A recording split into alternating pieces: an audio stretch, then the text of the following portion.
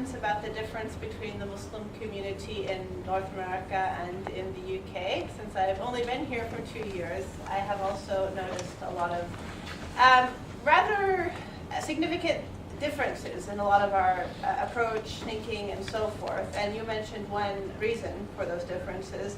I think also, perhaps, maybe I think there's a little bit more of a sense of fear here, whether of the outside community, meaning British culture, or just the amount of Islamophobia we have, maybe physical attacks against women, the idea that, you know, sort of if we aren't really, really strict on the women in the community, then something really bad is going to happen. And I think in America we're a little bit more relaxed because we're more comfortable. I don't think we feel so threatened by the society because there is more integration in the sense that being Muslim doesn't really bar you from most forms of participation in society. And I think it still does in some ways here.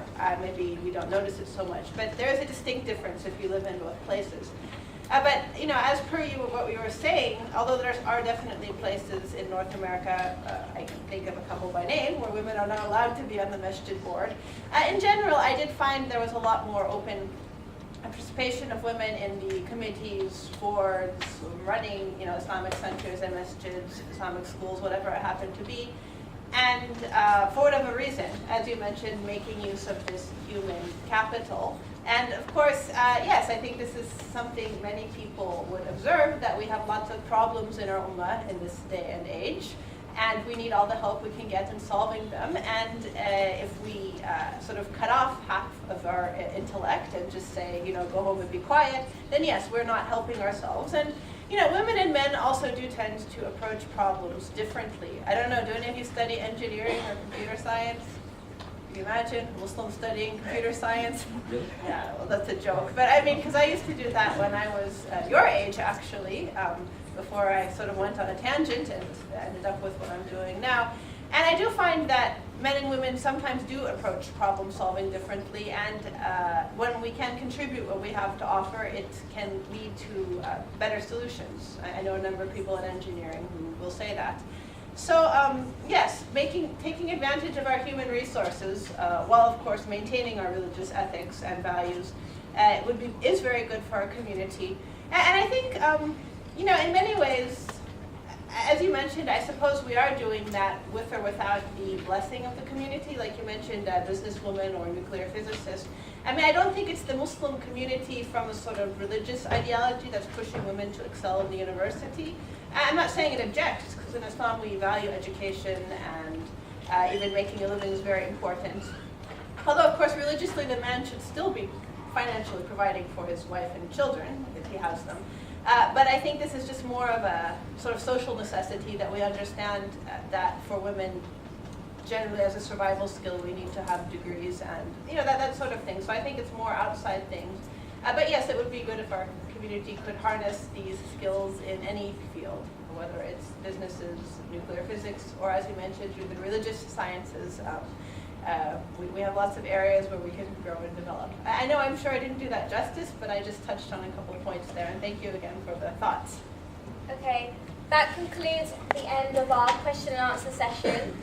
I would like to thank all of you for coming here today. I hope it was useful and interesting. It certainly was for me, and it answered many questions I had around the issue. If we could also thank Sister Amina and Sister Shelina for giving up their time and providing us with some of their knowledge which they have on this issue.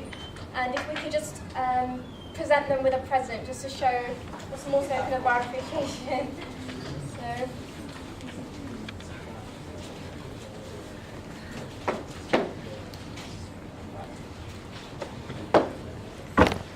Thank you, Sister Amina. Thank you, Sister Shelina, once again. Thank you very much.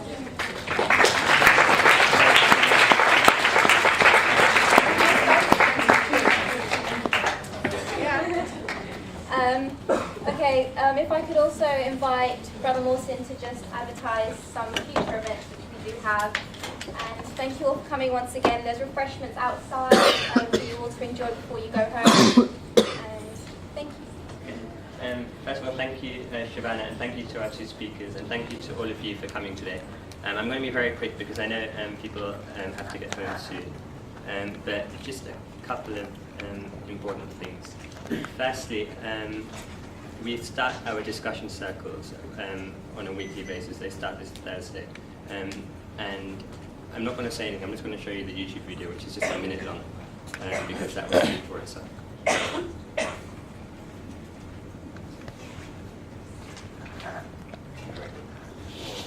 Sorry.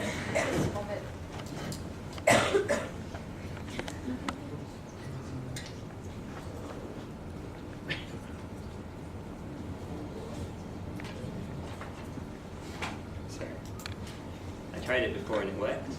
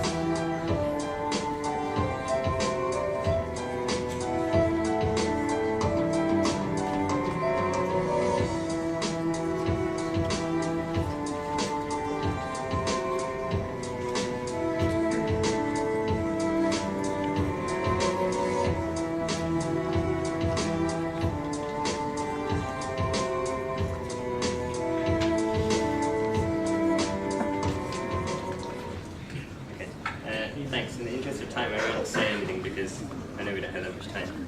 Just a couple of other announcements. That's on Thursday evening. I hope all of you can make it. As I said, as the video said even, it's a collaboration between UCL and Imperial College Society, so we're all going to be there, and it would be great for everybody else to be able to be there, for everyone from any other Ahlul or any other society, anyone of any faith. So I'd love to see you all then. And then Friday morning, our regular Dua Nudba is at 8 a.m. at the Sir Alexander Fleming building, and you'll have a free breakfast as well. Otherwise, Ahlul societies are also involved in the organisation of this Health Awareness Day, which is organised by the Shia Professionals of London, and the poster is up there. And a couple of other events of interest which are coming up. One of them is a debate tomorrow held by the Philosophy Society on the topic of does God exist? And Adam there, if you have any questions about that, he's the person to ask. And on 25th of October, next week, there's an event by King's Ahlul Society on the topic of God, about the divinity of God by Sheikh Arif Abdul Hussein. And once again, if you talk to either Ahmed Dawish or Sisters Zahra and Joanne, who are both part of the King's Ahlul Society committees, I'm sure they will tell you more about it. Otherwise, I'd just like to say thank you once again. Sorry? Yeah, Ahlul TV would like to interview people about this topic. So if you are interested, please just stay behind and come to one of the cameras.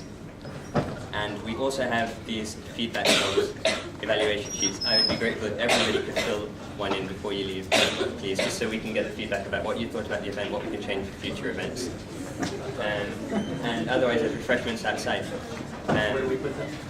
Yeah, you can just leave these, either just leave them where you are, or just hand them in to me, or Shabana, or anyone who's coming up to you asking. Thank you.